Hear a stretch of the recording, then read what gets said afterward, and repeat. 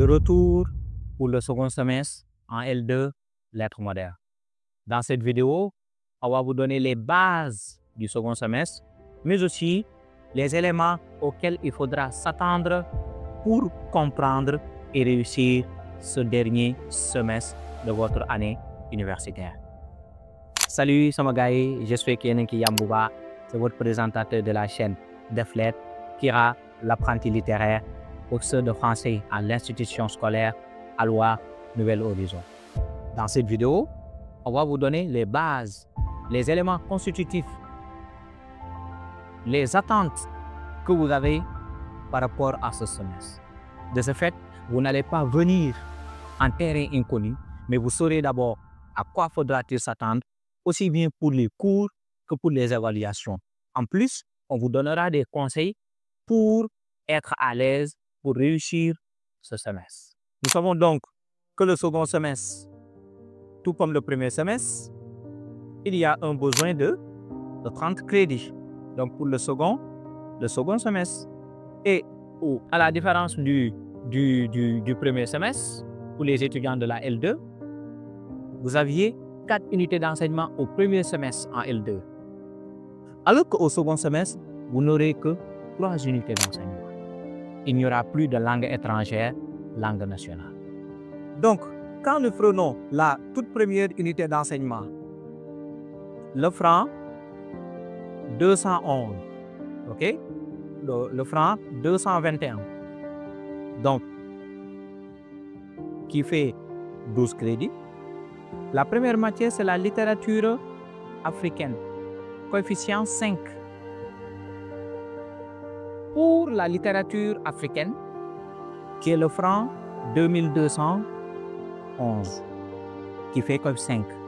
Dans cette matière, vous y aurez des cours magistraux et des séances de TD. Donc, ici, le prof va revenir avec vous sur l'écriture de la dictature, l'écriture de la violence. Donc, l'œuvre qui était au programme ces 2 années, c'était Mbam Dictateur de Cheikh Aliou Ndao. Avant Mbam Dictateur, on avait La vie et demie de Sonny Laboutansi. Avant La vie et demie, on avait Le pleurer rire d'Henri Lopez. Donc, quel que soit l'ouvrage qui sera au programme, ce sera une œuvre qui traite de la dictature africaine, de l'image du dictateur. Donc, dans les cours magistraux, le professeur va revenir avec vous sur cette période de la littérature africaine, donc d'après-colonisation, et qui correspond un peu au désenchantement, à la désillusion, comme le roman Les Soleils des Indépendances, qui est un exemple. Et lors des séances de TD, les profs vont travailler avec vous sur le commentaire de texte portant sur des extraits de l'ouvrage au programme. Que l'ouvrage au programme soit toujours Mbam Dictateur ou pas, si vous le lisez, ça va vous permettre d'avoir une certaine idée, quel que soit l'ouvrage qui sera au programme. Parce que ce soit Mbam Dictateur, Le pleurer rire, La vie et demie, En attendant le vote des bêtes sauvages d'Ahmadou Kourouma, c'est les mêmes thématiques. Pas les mêmes personnages, pas la même histoire, mais c'est les mêmes thématiques, les mêmes objectifs. La critique de cette dictature. Okay? Donc, pour la littérature africaine, même si vous lisez l'œuvre 5 fois, 10 fois, et je vous rappelle que minimum vous devez lire l'œuvre 1 fois, ça c'est le minimum. Mais ne pensez pas que lire l'œuvre 5 fois, c'est ça qui va me permettre d'obtenir la moyenne. Ne pensez pas que mémoriser le cours, c'est ça qui va me permettre d'obtenir la moyenne, mais ce qui va vous permettre d'obtenir la moyenne, c'est la pratique. Tout comme les étudiants de la L1, il y a des étudiants de la L2 qui ont toujours des lacunes en commentaire. Au premier semestre, vous avez fait les 2, commentaires plus dissertation, dans certaines matières. Au second semestre aussi, ce sera presque la même chose. Donc là, je vous exhorte à vous exercer. Il faut beaucoup vous exercer. Vous remettez les feuilles à vos profs de TD, vous corrigez. Et là, en tant qu'étudiant de la L2, faites appel à tout ce que vous avez vu en L1 dans les exercices littéraires, en L2 en théorie littéraire. Les fonctions du narrateur, les fonctions de communication, la focalisation, comment dirais-je, les différents, la ponctuation, la valeur des ponctuations, tout ça, ça rentre en compte. Maintenant, la deuxième matière de la première unité d'enseignement, qui est le franc 2212. Donc le franc 2212. La littérature orale qui fait COEF 4. Donc pour la littérature orale, il y aura des cours magistraux et des séances de TD. Lors du cours magistral, le professeur va vous expliquer les différents genres oraux. Ok? Les différents genres en quelque sorte qui renvoient un peu à l'imaginaire, à la démesure. Vous allez découvrir c'est quoi le mythe, le conte, la légende, l'épopée. Et vous aurez des exemples. Ok? Et pour les séances de TD, il y aura une œuvre au programme sur laquelle vous allez travailler. L'année dernière, c'était les récits épiques du Fouta Toro du professeur Cheikh Sakho. Probablement, cette œuvre ne sera pas encore au programme cette année-ci. Et même si il est toujours au programme, lors des TD, le prof va travailler sur le commentaire de texte dans cette œuvre. Si l'œuvre n'est pas au programme, quel que soit l'œuvre, vous allez travailler sur des commentaires. Donc, tout comme la littérature africaine, lors de l'évaluation, peut y avoir un commentaire dirigé, un texte avec 4 à 5 questions. Il est possible même qu'on vous demande dans la première question de faire l'introduction d'un commentaire composé ou d'un commentaire suivi. Et les autres questions, vous allez répondre de manière commentée. Vous allez analyser l'idée, le procédé et l'interprétation. Tant que vous ne faites pas ces 3 éléments dans le commentaire dirigé, vous n'aurez pas la moyenne. Il est possible qu'on vous donne aussi un texte et on vous dit faites le commentaire composé ou suivi de ce texte. Tout simplement. Donc, il vous revient à vous, étudiants de la deuxième année au département de lettres modernes, de faire beaucoup d'efforts pour, comment dirais-je, pour améliorer votre niveau de commentaire, votre capacité de commentaire. Donc, les 2 matières, littérature africaine COEF 5 et littérature orale COEF 4, font 12 crédits. Maintenant, nous avons maintenant la deuxième unité d'enseignement. Donc, la deuxième unité d'enseignement qui va faire la deuxième unité d'enseignement, qui est donc le franc. Donc, le franc, ok, 222, dans laquelle il y a ce qu'on appelle la dramaturgie, ok, la dramaturgie, COEF 4. Donc ici, contrairement à la dramaturgie de la L1 où on vous a enseigné les différentes, comment dirais-je, les différents éléments, les différentes composantes du théâtre, du spectacle, de la pièce au spectacle, en passant par les personnages, la mise en scène. Ici, dans la dramaturgie, vous aurez que des cours magistraux. Et là, le prof va plus revenir sur un cours que vous avez vu en classe de première, le théâtre romantique. Ce sera l'occasion pour le prof de vous parler du théâtre romantique, de faire la comparaison entre le théâtre romantique et le théâtre classique. Les survivances du classicisme, du théâtre classique dans le théâtre romantique et les rejets du théâtre romantique envers le théâtre classique, tel que le mélange des genres, par exemple. C'est un des points caractéristiques du théâtre romantique. On a comme exemple la pièce de Victor Hugo, Hernani, qui est une pièce très célèbre et très centrale dans le théâtre romantique. Donc, et pour les survivances, vous pouvez avoir l'utilisation, l'écriture en vers, qui est une des survivances du classicisme dans le théâtre romantique.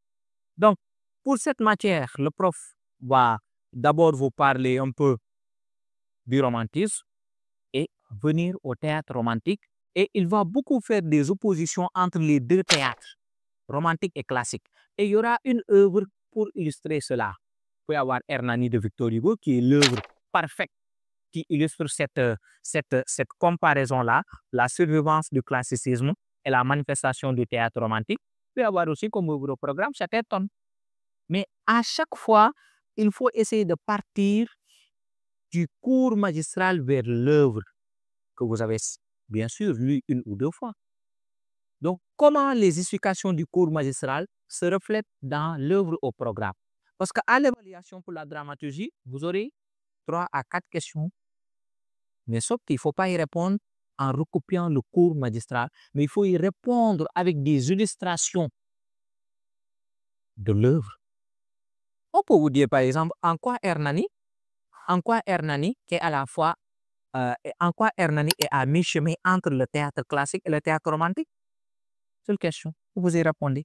Là, je peux faire une dissertation. Même si je ne fais pas une dissertation, je dois donner une réponse assez globale. Donc là, il ne suffira pas de recopier le cours, de restituer le cours, mais d'expliquer comment ce qu'on m'a expliqué dans le cours se reflète dans mon ouvrage dans mon œuvre au programme. Et la deuxième matière maintenant de la deuxième unité d'enseignement, c'est de la littérature comparée. Donc il se pourrait que vous voyez dans la maquette, on vous mette histoire et théorie comparatrice, mais ça revient à la même chose. Cette matière, tout comme la littérature africaine, ça fait code 5. Et là, si on suit le nom de cette matière littérature comparée, on se dit peut-être ce sera une affaire de comparaison. Effectivement, c'est une affaire de comparaison. Dans cette matière, vous n'aurez que des cours magistraux, pas de TD. L'objectif de cette matière est de vous permettre de voir une même thématique qui se reflète dans 2 ouvrages de 2 littératures différentes, littérature africaine et française par exemple. Mais vous avez une thématique que ces 2 ouvrages de 2 littératures partagent. On peut prendre le choix de Lori et Le Petit Prince de Saint-Exupéry. Il y a beaucoup de thématiques que ces 2 ouvrages partagent, mais aussi il y a certaines thématiques qui les opposent. Donc dans cette matière-là, il faudra impérativement lire les 2 œuvres au programme, essayer de faire une étude comparative de ces œuvres sur les ressemblances et les divergences. À l'évaluation, vous serez évalué sur les 2 œuvres au programme. Si vous ne les avez pas lues, vous ne pourrez pas vous en sortir. Et je vous rappelle que c'est comme science 5, comme la littérature africaine. Donc, quelles que soient les questions qui vous seront posées, il faudra répondre en prenant en compte les 2 œuvres au programme. Essayez de faire cette comparaison-là. Essayez de montrer les différents points de divergence. Et pour cette matière, si vous n'avez pas le niveau en français, si vous commettez des fautes sur votre copie, c'est le moment de vous débrouiller et d'essayer d'enlever ces lacunes. Je vous préviens, même si vous donnez toutes les bonnes réponses du monde avec trop de fautes dans cette matière, c'est sûr que vous n'allez même pas vous approcher de la moyenne. Vous pouvez avoir 1 ou 2 ou 3. Donc, tout étudiant connaît ses lacunes. Donc, pour cette matière qui est assez décisive, car c'est que science 5, tout comme la littérature africaine. Donc, lire les 2 ouvrages ne vous permettra pas d'avoir la moyenne. Mémoriser le cours magistral non plus. Il faut combiner les 2. Partir du cours magistral vers les ouvrages et essayer vous-même, étudiant, de faire cette étude comparative-là entre les 2 ouvrages qui seront au programme. Il y a 2 à 3 ans, à 3 années successives, c'est ces 2 ouvrages, le choix de Lori et Le Petit Prince de Saint-Exupéry. Maintenant, ces 2 matières, dramaturgie, quotient 4 et littérature comparée, quotient 5, font 8 crédits. Et maintenant, nous allons attaquer la toute dernière unité d'enseignement du second semestre, le franc 223. La première matière, donc, c'est la syntaxe. La syntaxe. OK? Donc, qui est le franc. OK? 2231. Donc, pour la syntaxe, il y aura évidemment des cours magistraux et des séances de TD. Lors des cours magistraux, le professeur va vous expliquer un peu les éléments de la grammaire qui nous permettent de faire les différents types d'analyse logique. Mais ici, vous allez découvrir une nouvelle forme d'analyse qui s'appelle l'analyse en arbre, qui permet en quelque sorte de décortiquer une phrase du groupe le plus grand au plus petit. Ok? Par exemple, quand je dis Moussa va à l'école, Moussa constitue le sujet. Donc, va à l'école, c'est le syntagme verbal. Ok? Le syntagme, comment dire, la partie du sujet et le verbe avec tout ce qui suit. Et va à l'école, je vais encore le décortiquer. Le verbe et le complément, le syntagme de complément. Et va, comment dire, à l'école, je vais encore le décortiquer. Il y a la préposition et le groupe nominal l'école. Et l'école, je vais encore le décortiquer. Il y a l'article et le nom. C'est ça l'analyse en arbre. Et là, lors des travaux dirigés des TD, le professeur va travailler avec vous sur ces deux formes d'analyse, à savoir l'analyse logique et l'analyse en arbre. Néanmoins, vous pouvez faire la justification des modes. Si le temps le permet, le professeur peut faire la justification des modes, qui sera un des points qui va venir lors des évaluations du second semestre. Donc pour le second semestre, vous n'aurez pas des questions de cours, vous aurez des questions pratiques. L'analyse logique, l'analyse en arbre, et probablement la justification des modes. Quand elles sont d'employer le subjonctif, le mode subjonctif, le mode conditionnel, ainsi de suite. Donc, cette matière fait coefficient 4. OK? Ensuite, nous avons la deuxième matière de la dernière UE, le franc 2232, la grammaire historique. OK? Donc, on peut dire grammaire historique 2, parce que cette matière avait déjà été débutée au premier semestre. Elle s'appelait toujours grammaire historique. Donc, pour la grammaire historique, ce sera une continuité de ce que vous avez vu au premier semestre. Parce qu'au premier semestre, vous avez fait la morphologie en ancien français, la phonétique de l'ancien français, et au second semestre, vous allez poursuivre donc avec la syntaxe de l'ancien français et probablement avec la traduction de l'ancien français. Donc, ce que vous avez fait au premier semestre peut revenir à l'évaluation au second semestre. Donc, pour cette matière, il n'y a pas de TD, il n'y a que des cours magistraux. Généralement, ce qui vous aide dans cette matière, c'est des cours de renforcement. Il y a pas mal d'étudiants qui sont qui sont en deuxième cycle et même en L3 qui font des cours de renforcement. Donc, pour cette matière, il ne faut pas la minimiser. Le problème, la plupart des étudiants, ils se disent, bon, je ne vais pas faire d'effort en grammaire historique, je vais m'appesantir en latin et en syntaxe. Mais la question qui ne se pose pas, et si je tombe dans les autres matières où c'est coef 5, coef 4, donc la grammaire historique n'est pas à minimiser, donnez tout votre possible, payez pour pouvoir faire des cours de renforcement, donnez tout votre possible. Donc pour cette matière, à l'évaluation, il se pourrait que vous ayez 4 rubriques. La phonétique de l'ancien français, l'évolution phonétique, la morphologie de l'ancien français, la syntaxe de l'ancien français et la sémantique. Autrement dit, l'évolution des mots de l'ancien français au français moderne. Il se pourrait aussi que le professeur du cours magistral diminue les rubriques. Mais là-bas aussi, c'est coefficient 4. Okay? Et en dernier lieu, nous avons le latin qui fait coef 2 et qui est le franc 2233. Maintenant, pour cette matière, chose importante à comprendre, ce sera une continuité de ce que vous avez fait au premier semestre.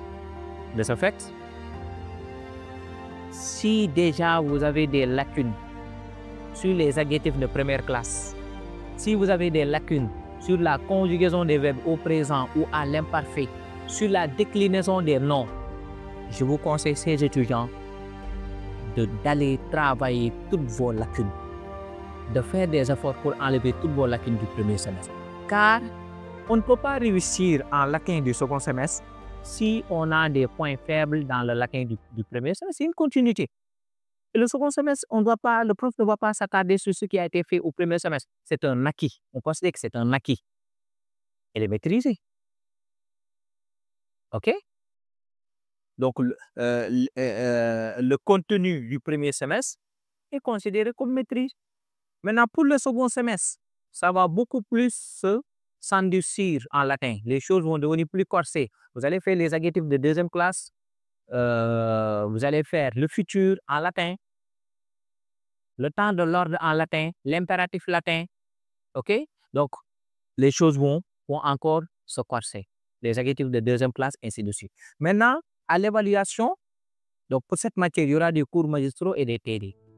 À l'évaluation, vous aurez, comme au premier semestre, un texte avec des questions sur le programme du second semestre. Mais vous ne pouvez pas réussir cette épreuve du second semestre si vous avez toujours des points faibles pour le premier semestre. Donc là aussi, il faut maîtriser ce qui est fait au cours magistral et approfondir cette compréhension dans les TD en vous exerçant. Prenez les épreuves des années précédentes et exercez-vous. En latin au second semestre, c'est facile d'obtenir une bonne moyenne, un 18 ou même un 20. C'est très facile. Pour celui qui s'y met. C'est assez clair.